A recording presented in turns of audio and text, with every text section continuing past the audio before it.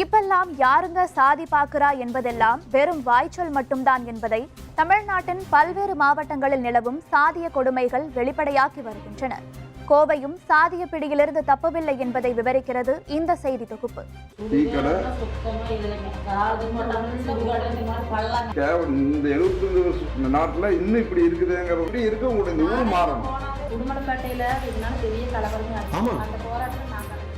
தமிழ்நாட்டின் மான்செஸ்டர், இரண்டாவது பெரிய நகரம், தென்னிந்தியாவின் ஜவுளி உற்பத்தி தலைநகரம் என்றெல்லாம் பெயர் பெற்றுள்ள கோவையில் சாதிய கொடுமைகளின் ஒரு துளிதான் இந்த வீடியோ காட்சி.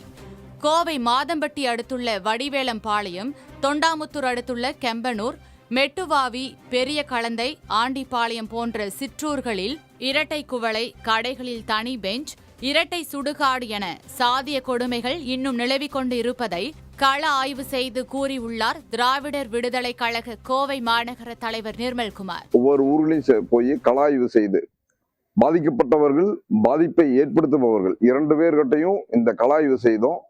இதில் கோவையில் கிராமப்புறங்களில், குறிப்பாக கோவையில் மாதம்பட்டி அருகே உள்ள வடிவேலாம்பாளையம், தொண்டாமுத்தூர் அருகே உள்ள கெம்பனூர், மெட்டுவாவி, பெரிய களந்தை, ஆண்டிப்பாளையம் போன்ற கிராமங்களில் ஜாதி தீண்டாமை கொடுமைகள் இன்னும் இரட்டை டம்ளர், ஜாதிக்கு ஒரு டம்ளர் அப்படிங்கிறது, அதாவது தலித்துகளுக்கு ஒரு டம்ளர், மற்ற எல்லாத்துக்கும் ஒரு டம்ளர், தலித்துகளுக்கு தனியா பெஞ்சு, மற்றவங்களுக்கெல்லாம் வேற பெஞ்சு, அவங்க கடைக்குள்ள போகக்கூடாது. கெம்பனூர் பகுதியில் தடம் எண் 21 அரசு பேருந்து பட்டியல் பிரிவு மக்கள் வசிக்கும் இடத்திற்கு சென்று திரும்பி வரக்கூட வழி விடுவதில்லையாம் அந்த பகுதியில் உள்ள ஆண்ட பரம்பரை என தங்களை கூறிக்கொள்பவர்கள்.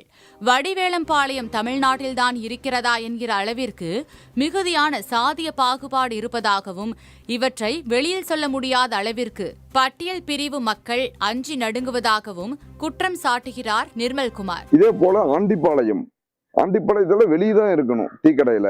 அதே போல பெரிய களந்தை, இதே போல இந்த ஊர்களில் எல்லாம் சலூன் கடையில் தாழ்த்தப்பட்டவர்களுக்கு மட்டும் முடிவெட்ட மாட்டார்கள். இவர்கள் அந்த பக்கத்து ஊரில் உள்ள ஒரு சிட்டி போல ஒரு ஊர் இருக்கும். இப்போ கிணத்துக்கடவு சிட்டின்னா, கிணத்துக்கடவு பக்கத்துல இருக்கிற கிராமத்தில் முடிவெட்ட மாட்டாங்க, அவங்க சிட்டியில பண்ணணும்.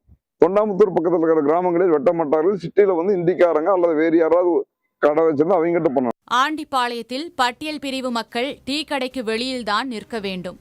பெரிய களந்தை உள்ளிட்ட பகுதிகளில் இருக்கும் முடித்திருத்தங்களில் பட்டியல் பிரிவு மக்களுக்கு முடித்திருத்தமும் செய்வது இல்லை. அவர்கள் அருகே உள்ள நகர பகுதிகளுக்கு சென்று வட இந்தியர்கள் நடத்தும் சலூன் கடைகளில்தான் முடிவெட்டி கொள்ள வேண்டும். இது தொடர்பான ஆவணங்களுடன் மாவட்ட ஆட்சியரிடம் முறையிட்ட பிறகும் தீங்குற்றோர் யாரும் எந்த குற்றச்சாட்டும் அளிக்கவில்லை என கூறி இதுவரை எவ்வித நடவடிக்கையும் எடுக்கப்படவில்லை என கூறும் நிர்மல்குமார், பட்டியல் பிரிவினருக்கு எதிரான சாதிய பாகுபாட்டில் திமுக, அதிமுக, பாஜக என 3 கட்சிகளும் கூட்டணி அமைத்து செயல்படுவதாகவும், அரசு அலுவலர்களும் கூட பட்டியல் பிரிவு மக்களுக்கு எதிராகவே இருப்பதாகவும் குற்றம் சாட்டுகிறார். இதை ஒழிக்க வேண்டும் அப்படின்னு சொல்லி கடை வாரியா ஆதாரங்களோடு, வீடியோவோடு, போட்டோவோடு எடுத்துட்டு நவம்பர் 25ஆம் தேதி 2024 கோவை மாவட்ட ஆட்சியரிடம் மனு கொடுத்தோம் திராவிடர் விடுதலை கழகத்தின் சார்பில்.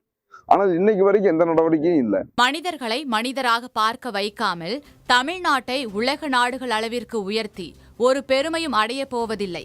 கோவையில் நிலவும் சாதிய பாகுபாட்டை நீக்க இன்னொரு வைக்கம் போராட்டம் இங்கு நடத்தப்பட வேண்டும் என்பதே திராவிடர் விடுதலை கழகத்தின் கருத்தாக உள்ளது. சமூக நீதி பேசும் திராவிட மாடல் அரசு இத்தகைய சாதி கொடுமைகளை தீர்க்க என்ன செய்ய போகிறது? வேந்தர் செய்திகளுக்காக கோவை செய்தியாளர் ரகுமானுடன் சையத் முகமது ஆசாத்.